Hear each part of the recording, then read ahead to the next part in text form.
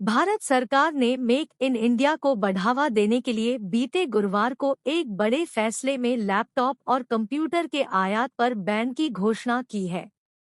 वाणिज्य और उद्योग मंत्रालय ने एक नोटिफिकेशन जारी कर कहा कि अब इन सामानों के आयात के लिए वैध लाइसेंस लेना जरूरी है। सरकार का यह फैसला 1 नवंबर 2023 से लागू हो जाएगा।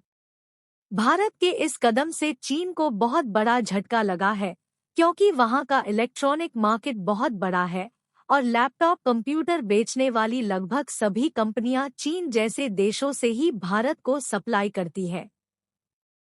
इस आयात प्रतिबंध से चीन का सरकारी अखबार ग्लोबल बौखला गया है और उसने एक लेख में भारत के मेक इन इंडिया पर अपनी भड़ास निकाली है। चीनी राष्ट्रपति शी जिनपिंग की कम्युनिस्ट पार्टी के मुखपत्र समझे जाने वाले ग्लोबल टाइम्स ने कहा है कि जब से भारत की नरेंद्र मोदी सरकार ने मेक इन इंडिया प्रोग्राम शुरू किया है, तब से भारत लगातार कई सामानों के आयात पर रोक लगाने और स्थानीय मैन्युफैक्चरिंग को बढ़ावा देने के लिए संरक्षणवादी नीतियां जारी करता है।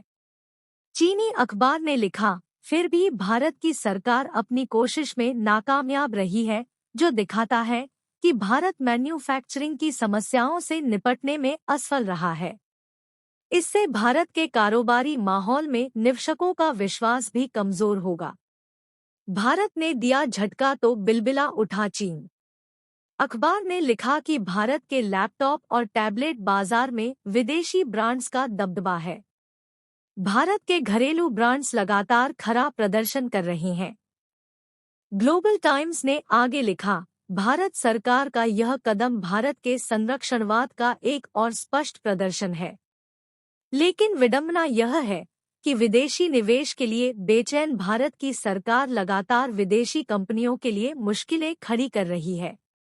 चाहे वे Xiaomi जैसी चीनी कंपनियां हो या शेल, नोकिया, IBM, वॉलमार्ट और अन्य जैसी अन्य विदेशी कंपनियां हो, भारत कभी भी उनके खिलाफ जांच शुरू करने और उन विदेशी कंपनियों पर भारी जुर्माना लगाने का बहाना ढूंढ सकता है।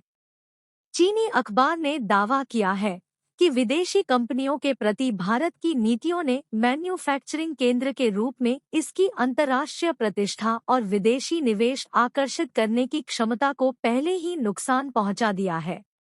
इसके साथ ही ग्लोबल टाइम्स ने भारत को एक सलाह भी दे डाली है। अखबार ने कहा है कि भारत के कारोबारी माहौल को और खुलने, विदेशी निवेशकों के प्रति नरम रवैया अपनाने और अपनी नीतियों को ढीला करने की जरूरत है। चीनी अखबार ने कहा है कि पश्चिमी देश भारत को चीन का विकल्प बनाने का सपना देख रहे हैं, लेकिन इन सभी परेशानियों को देखते हुए भारत से ऐसी उम्मीद रखना नादानी है। चीन के बिना पूरा नहीं कर पाएगा भारत अपना सपना। ग्लोबल टाइम्स ने अपने एक और लेख में कहा है कि भारत की नरेंद्र मोदी सरकार को मेक इन इंडिया के अपने लक्ष्य को हासिल करने के लिए चीन की सख्त जरूरत है। विशेषज्ञों के हवाले से अखबार ने लिखा है कि मोदी सरकार के इस अभियान को मेड इन चाइना के साथ मिलकर चलना होगा, तभी जाकर यह सफल होगा। ग्लोबल टाइम्स ने अपने एक लेख में लिखा, भारत चीन की वैश्विक मैन्युफैक्चरिंग पावर को चुनौती देने के लिए विदेशी निवेश को आकर्षित करने की कोशिश कर रहा है, लेकिन भारत को अपने मेक इन इंडिया के लक्ष्य को हासिल करने के लिए अभी भी चीन की कंपनियों के साथ जुड़कर काम करने की जरूरत है। समाचार एजेंसी रॉयटर्स ने एक रिपोर्ट में 3 आधिकारिक सूत्रों के हवाले से कहा है कि इलेक्ट्रिक कार निर्माता कंपनी टेस्ला ने भारतीय अधिकारियों के साथ एक बैठक में भारत सरकार से चीन को लेकर एक मांग रखी है। टेस्ला ने कहा है कि कंपनी सप्लाई चेन को बढ़ावा देने के लिए चीन के अपने कुछ वेंडर्स को भारत में लाना चाहती है। मेड इन चाइना के बराबर नहीं मेक इन इंडिया। रिपोर्ट में कहा गया है कि अगर टेस्ला भारत में कोई प्लांट लगाना चाहती है और सस्ती इलेक्ट्रिक गाड़ियां बनाने की लागत कम रखनी है, तो ऐसे में चीन के आपूर्तिकर्ता भारत के लिए महत्वपूर्ण हो जाते हैं।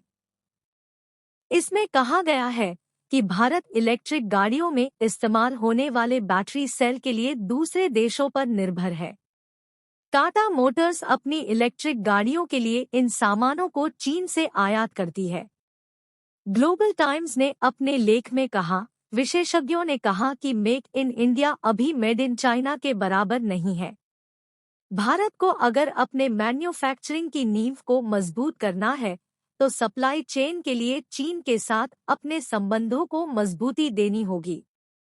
भारत में विदेशी निवेशकों के लिए अनुकूल माहौल नहीं।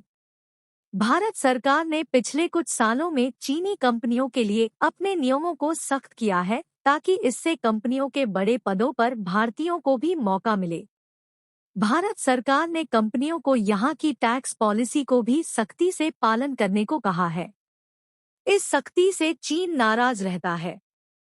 इसे लेकर चीनी अखबार ने भी अपनी भड़ास निकाली है। सिंघुआ विश्वविद्यालय में राष्ट्रीय रणनीति संस्थान के रिसर्च डिपार्टमेंट फेंग के हवाले से ग्लोबल टाइम्स साल लोकसभा चुनाव होने वाले हैं और भारत सरकार मेक इन इंडिया के तहत अधिक से अधिक प्रोजेक्ट्स को शुरू कर नरेंद्र मोदी की सरकार वोट हासिल करना चाहती है। लेकिन इस राह में कई दिक्कतें हैं, खासकर मैन्युफैक्चरिंग सेक्टर को सहारा देने के लिए भारत के पास सप्लाई चेन का अभाव है। वो कहते हैं कि भारत में कारोबारियों के लिए अनुकूल माहौल नहीं है।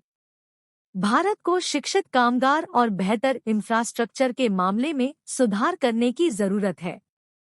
इन सभी मामलों में भारत चीन से पीछे है।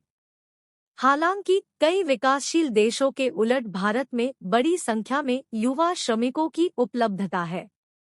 ग्लोबल टाइम्स ने लिखा, विशेषज्ञों का कहना है कि 2014 में मोदी सरकार की तरफ से शुरू की गई मेक इन इंडिया पहल को लेकर शोर तो काफी किया गया, लेकिन अब तक इसके पर्याप्त नतीजे सामने नहीं आए हैं।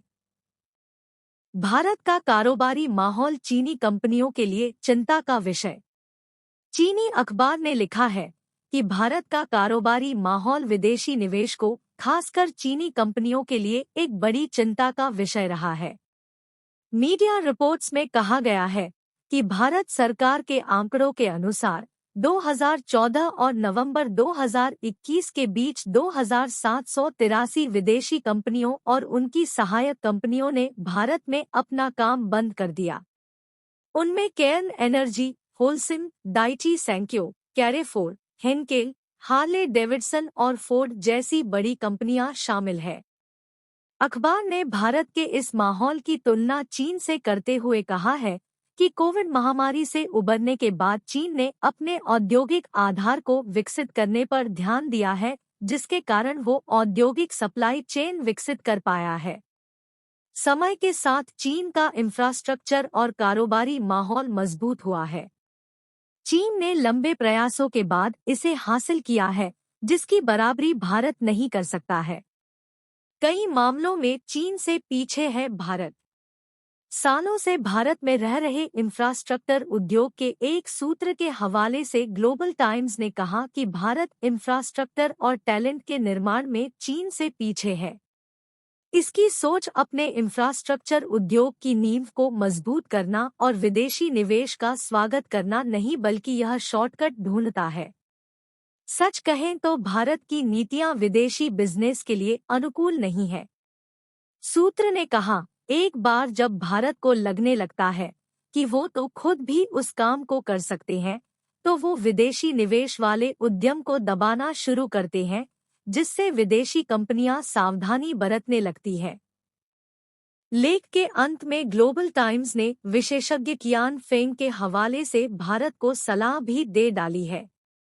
अखबार में लिखा, अगर मोदी सरकार कारोबारी माहौल में सुधार नहीं करती है, विदेशी कंपनियों के साथ पक्षपातपूर्ण व्यवहार को कम नहीं करती और इंफ्रास्ट्रक्चर में बड़ा निवेश नहीं करती, तो अधिक विदेशी निवेश हासिल करने और इंफ्रास्ट्रक्चर का निर्माण करना मुश्किल होगा।